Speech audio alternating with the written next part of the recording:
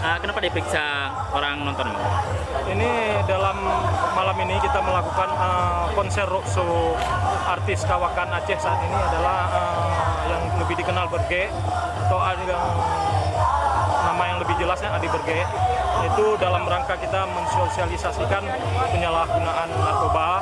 Juga malam ini kita juga melakukan pemeriksaan terhadap para fan atau pengunjung yang setia kepada Berge, yang sampai saat ini kita lakukan bersama anggota polisi juga belum kita ketemukan itu yang berbaur narkoba.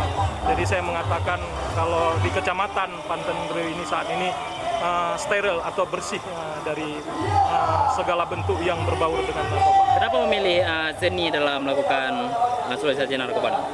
Mungkin dari seni penyampaian bahasanya lebih dimengerti.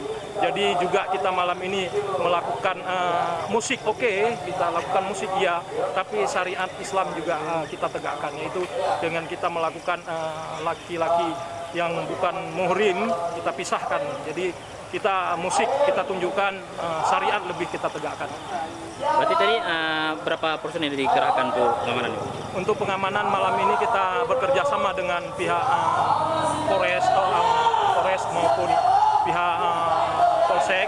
Malam ini kita kerahkan kekuatan dengan dibantu juga oleh adik-adik pramuka dengan jumlah 40, lebih kurang 40 orang. Tadi ada ditemukan orang yang membawa narkoba waktu pemeriksaan tadi?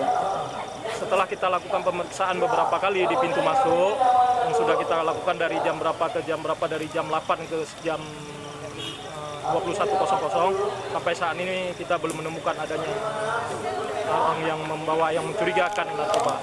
Jadi saya bisa mengatakan sekali lagi kalau di Kecamatan Panten Greu ini bebas dari penggunaan narkoba.